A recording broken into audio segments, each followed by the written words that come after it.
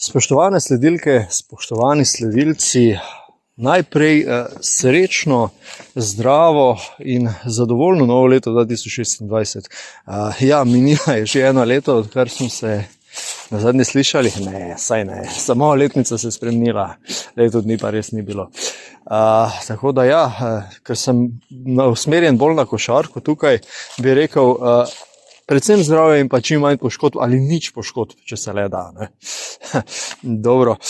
Danes malo več o tistem, kar sem v bistvu na mojem kanalu že govoril, sicer v angleškem jeziku, bolj namenjeno angleško govoreči publiko oziroma ciljano celo na Američane. Bom tole nekoliko povzel v slovenščini za vse ostale, ki težje razumejo angleščino, pa jim je naša najlepša domača slovenščina bližje. To in pa ne morem spregledati nekih izjav trenerja J.J. Redicka, s katerim sva do zdaj imela, brez da bi on vedel, en tak fajn odnos. Nekako mi je bil dokaj všeč njegov stil vodenja, njegov način vodenja košarkarske ekipe. Zdaj pa mogoče izven, nekatere izjave mi že delujejo malo vse skupaj kot eden, da temu rečem, izgovor. Bom se dotaknil, kaj s tem točno mislim. Bom tudi povzel, kar je rekel, zdaj recimo po tekmi proti Memphisu. Pa boste sami presodili, če sem blizu temu ali se motim. Bil je objavljen en zelo zanimiv intervju z Aleksandrem Sekuličem na Sportklubu, tudi tega se bom na kratko dotaknil. Cedevita Olimpije, ki v prihodnjem tednu igra eno res pomembno tekmo v Eurocupu, ki bi jo gledalci, vsi mi, razvajena publika, da tako rečem, morali nagraditi z obiskom, kajti že dolgo Olimpija ni kazala tako dobrih predstav. Pa še ena zanimivost iz slovenskega prostora, eden dolgoletni član kluba se seli v drug slovenski klub na malo višji nivo, kot zanimivo za konec. Nisem mogoče omenil, če kdo ni zasledil, o čem sem govoril v angleščini. O 5 zadevah, ki so mi absolutno všeč pri Luki Dončiću seveda, in pa 5 stvarih, ki me pa blazno motijo. Saj vemo, vsi smo navijači, jaz sem pa vsaj tiste vrste navijač Luke, ki hočem biti realen, ki ne želim izpostavljati samo dobrih stvari, ampak tudi tiste, ki se morda lahko popravijo, oziroma predvsem, ki jih on lahko popravi. Zelo lahko je tole iz naslanjača govoriti, oziroma v tem primeru iz narave, če se pojavi kakšen zvok ptičjega petja, mislim, da bo tole samo dobrodošlo, ali pa kak šepet pod mojimi nogami, listja, šelestenje, če želite. Mislim, da bo za ta podcast tole dobrodošlo, fajn je iti malo v naravo. Da ne zaidem preveč, boste sami ocenili, če sem bil mogoče malo prestrog do njega ali ne. Jaz mislim, da sem v omenjenih točkah, katere sledijo, bil kar realen. Pa gremo, in da ne pozabim, če so vam podobne analize všeč, oziroma se radi pogovarjate v komentarjih, prisluhnete košarkarskim debatam, highlightsom in tako naprej, vabljeni, da se naročite na moj kanal, podelite kakšen všeček in seveda povabljeni, da pokomentirate zadeve, ki jih slišite. 5 pozitivnih stvari pri Luki Dončiću, kot nek oznanitev za novo leto, na čem je treba graditi oziroma ohranjati, negovati. Najstrelec in top asistent lige. Dejansko je Luka Dončić v tem trenutku z 33,7 točkami, če se ne motim, najboljši strelec NBA lige. Mislim, tole ni samoumevno, nikoli ne sme biti, nikoli ne bo. Hkrati pa je na 4. mestu med asistenti. Da k temu na hitro dodam še, da na tekmo zbere 8 in nekaj skokov. To so pač številke videoigre. To se še mogoče vedno premalo zavedamo in iz tega naslova je tole vsak dan s takšno predstavo se pojaviti. To je zelo zahtevno. In mogoče sta 2-3 igralci, ki si to lahko ne privoščijo, ampak ki so to sposobni narediti. Dajmo temu reči, da je en velik plus. 2. Še vedno eden izmed najboljših košarkarjev v ligi, tole vleče zdaj že v bistvu po koncu rookie sezone ves čas, in je v bistvu nezaustavljivo okoli obroča.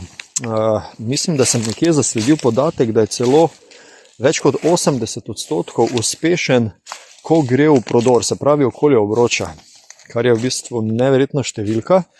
Pri tem seveda pomaga njegovo telo, moč, ne bi rekel toliko skočnost, ampak kako se on zna nasloniti na igralca ali pa izkoristiti situacijo, to svojo moč in pa preciznost, ne nazadnje, ne. Ni to kar tako. Bi si sam želel, da bi še to bolj negoval, se malo bolj na to osredotočil, ampak tole bo omenjeno pri minusih. V tem trenutku se malo uspenjam, da nisem samo na miru, da mogoče moj glas malenkost bolj zadihan. Gremo na trojko. Po naravi, evo pa smo spet pri naravi. Po naravi samo zmaga šteje, to je njegova miselnost, vsak poraz ga potoče.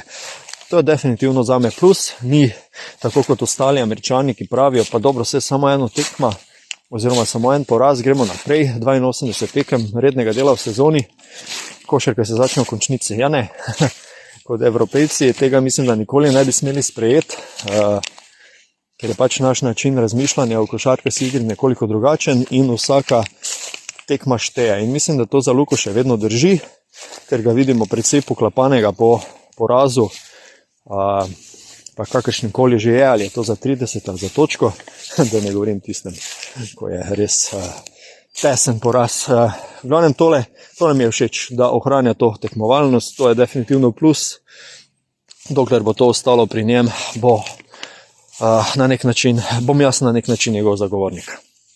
Številka 4 se malenkost navezuje, tekmovalnost in trash talk. Zdaj, tukaj je lahko dvorezen meč oziroma tanka linija.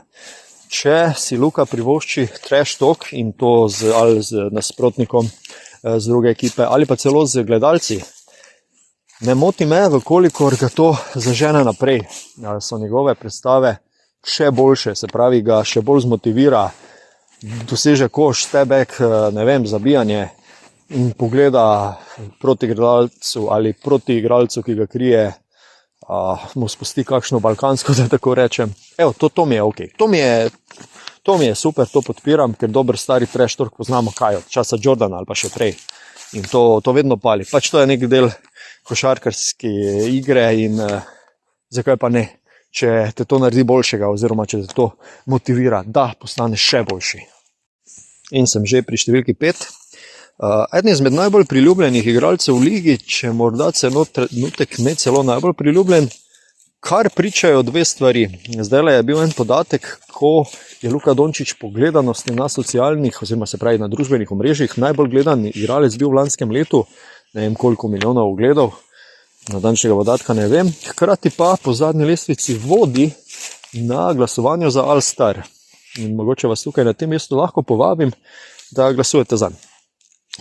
Če komu pač to pomembno. Mogoče bojo letos naredili celo malenkost bolj zanimivo tekmo, ker naj bi bil svet proti Ameriki z nekimi čudnimi pravili sicer, ampak nema veze. Vsaj ni tisto res dolgočasna zadeva, ki je bila zadnja leta na sporedu, ki tega pa res nišče ni gledal, pa se na čase zdelo, da so še igralci zafrustrirani. V glavnem, popularnost Luke je še vedno tukaj, še vedno ga ljudje radi spremljamo, tako v Sloveniji kot drugje po svetu in tu sploh ne morem najti protiuteži na slabi strani. In potem gremo na slabo stran. Se pravi, želim biti realen, če sem že naštel pozitivne stvari, gremo na negativne, kjer bom seveda malo bolj oster. Prvič, pomanjkanje igre v obrambi. To je ena zadeva, ki Luko spremlja v bistvu že cel čas, odkar je v NBA-u, saj veste, to so vsi tako zvani analitiki, mi, coach selektorji, smo zelo pozorni na to. Nekaj časa sem še ga lahko zagovarjal, ker vendarle pubec daje toliko v napadu, ampak ne vem, zadeve so včasih malo preočitne, če slučajno ne gre kakšna žoga skozi obroč ali pa zgubi kakšno žogo, če pade, to se najbolj vidi, če pade po parketu, zelo ležerno se vrne v obrambo, pa dosti krat potem izpade 5-4, 5-3, ne vem karkoli, ali pa samo 1-1. Vse nema veze, v glavnem izpadejo na drugi strani, ker se Luka ne vrne.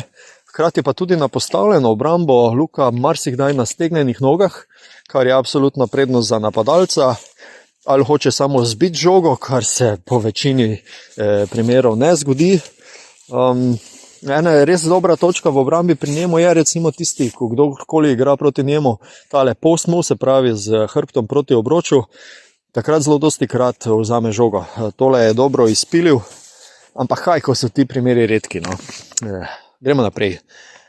Številka 2, prepiranje sodniki, posledično ne teče v obrambo, dobi tehnično. Vse to je že malo povezano s prvo točko, pa vendar malo različno. Jaz bom temu tako rekel, malo deluje kot en razvajen otrok, ne?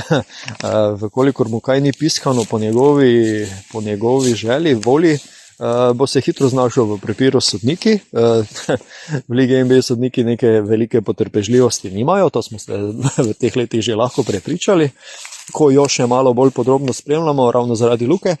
In to mu vsekakor ne dela usluge, ne? Tale balkanska mentaliteta, ne? Če lahko tako rečem. Ne?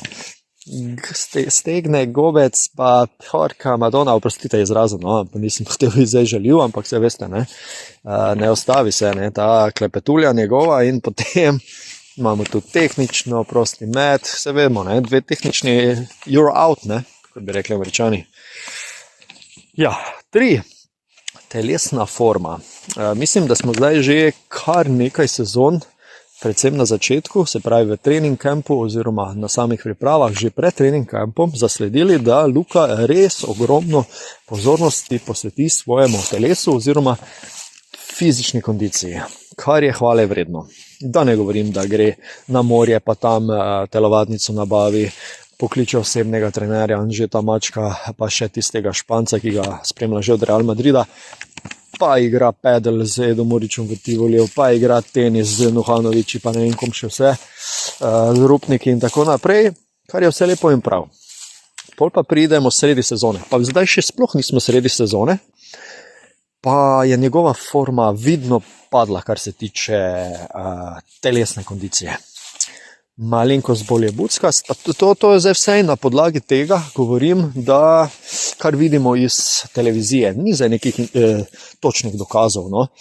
Ampak zdi pa se mi, da se tukaj ne motim. Zdaj boste rekli, ampak še vedno je prvi strelec, mislim 4. asistent lige, kaj bi še radi več? Ja, v obrambi se pozna, to je eno, drugo pa se bom tudi v 4. točki navezal, pri čem je to jasno opazno. Američani so pa na to alergični. Tam pa moraš biti fit, se včasih na zadnje si zato hudičevo dobro plačan, da si fit in da pomagaš svoji ekipi. Tako da ta stvar me kar malo žre, kot navijača. In 4, kot pravim, da se navezuje, če ne grejo stebeki, ko mu ne grejo te trojke iz razdalje, bi bolj posvetil prebijanju prve linije svojo energijo in pa zaključevanju ali s pol distance ali pa prodor do konca. Ne, to se potem ne zgodi. Ravno zaradi tega. Zdaj pa še ena stvar, ki sem jo na začetku pozabil omeniti, ne, pa jo bom zdaj. Zadnje novice so, da Luka da Luka igra poškodovan, da ga mučijo noge, morda celo tista mečna mišica, kar je že imel težavo pred kratkim, in pa komolec. Bila je ena situacija na timeoutu v Grizzlyjem, ko pride pač ta pomočnik trenerja in ga pač malo tako rukne po komolcu, kao bravo, spoči si malo in takoj ta gesta Luke, da ga boli. To je šlo za komolec. Za nogo pa je tako, številne kamere ujamejo, slike ujamejo, kak je on v bistvu povezan takrat, ko počiva, ne, ko čaka na vstop na igro. In so vse eni indikatori, da pač hladi mišice, ne, da daje gor povoje, bandažira z ledom in tako naprej. Ne. Ok, ta izraz mogoče zdaj ni bil pravilen, ampak vemo, kaj mislim.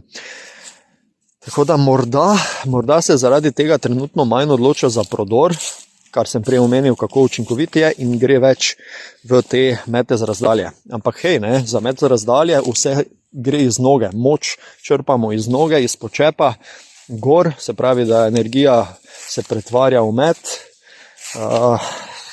in potem posledično že okoli 30% samo uspešnosti, ne že, ampak komaj 30% uspešnost meta za 3, a to je pa bore malo oziroma zelo slabo, pa glede na to, koliko jih on vrže, pa je že na dnu lestvice učinkovitosti, dobesedno. Ne? To so pa znani podatki. Ja, to je mogoče zadnja novica, ki je prej nisem omenil, da malenkost poškodovan igra, ampak glede na to, da imajo zdaj Gabe'a Vincenta poškodovanega, Austina Reevesa, LeBron se komaj v bistvu vrnil pred kratkim, pa da ne govorim, kakšen urnik imajo Lakersi zdaj, mislim, da še 15 tekem do konca januarja, se pravičujem. Ja, prav ste slišali, v bistvu imajo samo enkrat ali dvakrat možnost 2 dni počitka in pa 3 back-to-back tekme. Za MVP kandidata pa moraš imeti, mislim, da na koncu 67 odigranih tekem. Mislim, malo pretiravajo, ne, s tem se mi zdi. Pa vse to so že bile debate, da naj bi skrajšali košarkarsko sezono, ampak ne, te moraš potem vso statistiko podereš dobesedno, ne. Ampak predtem, ko niso imeli privatnih letal, niso imeli 15 pomočnikov trenerja, 16 bandažerjev, ne, so lahko odigrali, ne, da pa zdaj ne bi mogli, ker tudi košarkarska obutev drugačna, prehrana drugačna, medicina napredovala. Ne, tu pa me ne boste dobili, da je 82 tekem preveč, če takrat ni bilo, ne. Jaz sem sicer malo zašel, ampak vseeno mislim, da je kar tole dobrodošel podatek oziroma mnenje vmes. Petka. Tole bo pa kontroverzna zadeva, ki se nas tiče vseh. Ne govori se slovenskimi mediji, pa dajmo to zdaj razčleniti, ker Luka vendarle govori slovenskimi mediji. Dam tole malo razparcelirati, da ne bo se kdo užgal. Luka govori z slovenskimi mediji, primer, če pridejo ti on kraj luže na novinarsko konferenco. Posebej zelo redko, mogoče Pop TV tu pa tam, ker ima tam določeno poznanstvo. V sklopu novinarske konference, se pravi po tekmi lige NBA, govori na zastavljeno vprašanje. Večkrat je bil Andrej Milković tam in ni bilo dobene težave. Govori Luka Dončić s slovenskimi mediji v času tekem in pa priprav košarkarske reprezentance. In to kar precej pogosto. Ne govori pa, vkolikor ni nekih aktivnosti.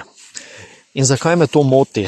Zato, ker vendarle slovenski mediji ogromno, mogoče celo največ od vseh športnikov ravno v njem poročajo in bi si na tak način mogoče zaslužili malo več.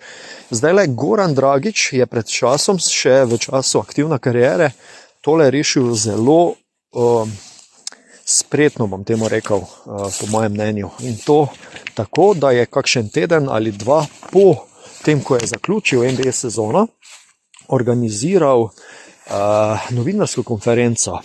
Tam je pač govoril o nekih aktualnih zadevah pretekle sezone oziroma sezone, ki se mu je ravno kar iztekla.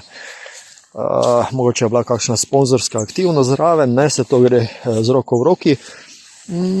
Je pa imel hkrati ne vem, je to 15 ali to 20 minut tudi možnosti novinarskih vprašanj tekom dogodka, ampak to še ni vse. Po uradni aktivnosti novinarske konference pa je imel še v zakulisju kakšno uro ali celo uro in pol, da so vsi predstavniki dobili z njim 5 ali 10 minut na samem, 1 na 1.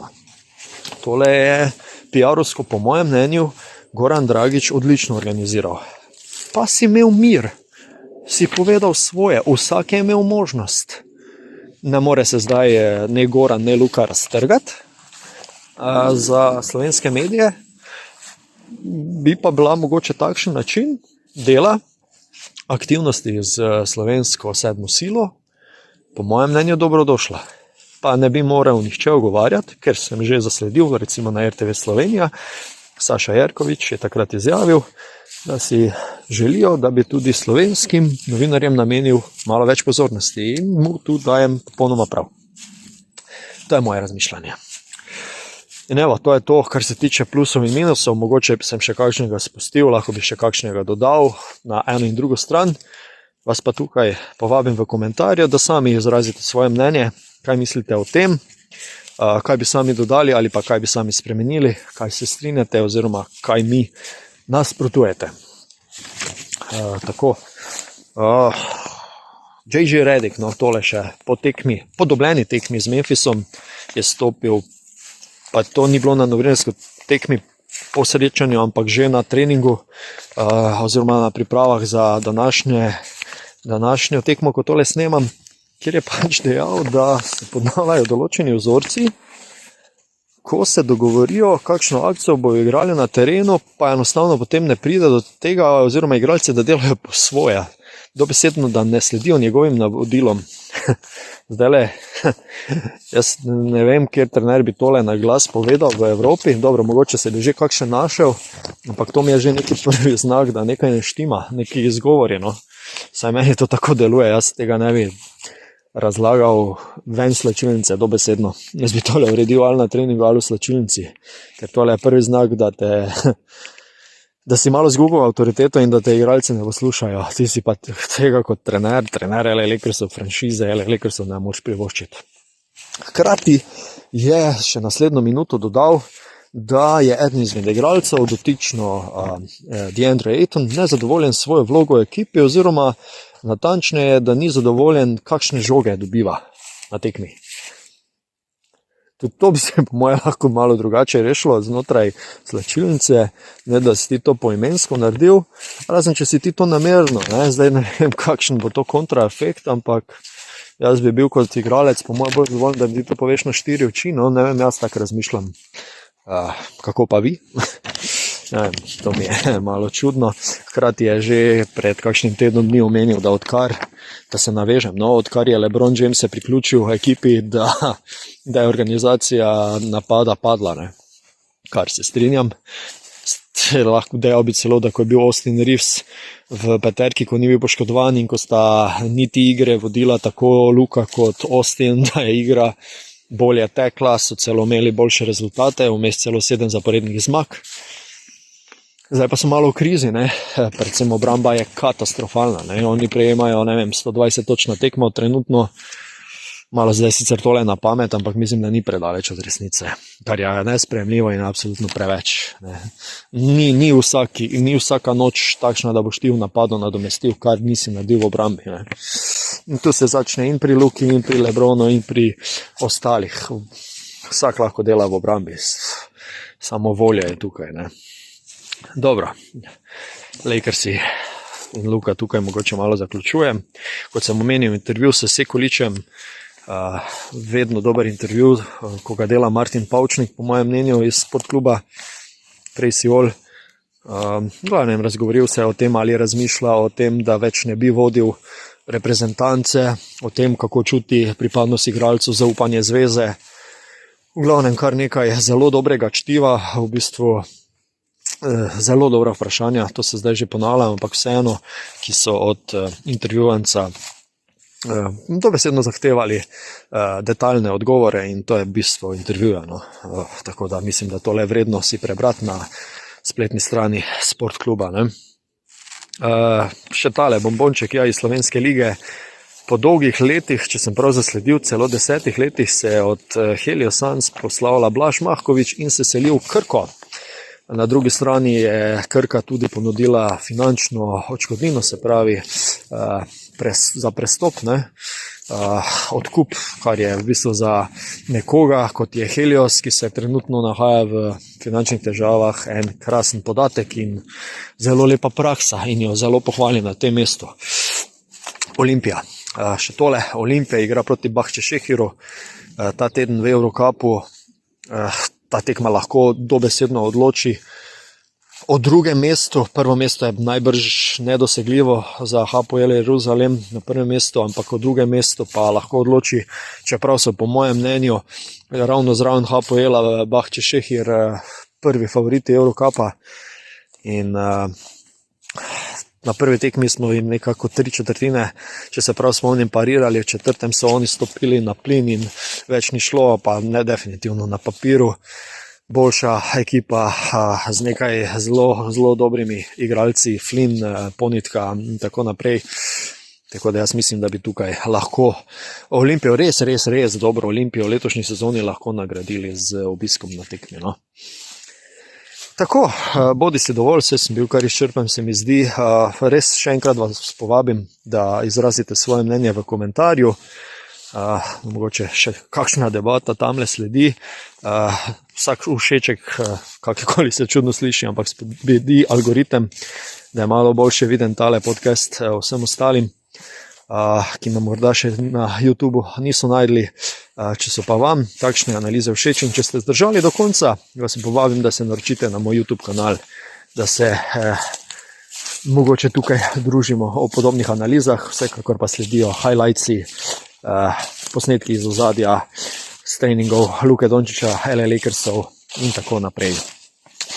Lepo bodite, vse dobro v novem letu in še malo šelestenja pod nogami. Nasvidenje.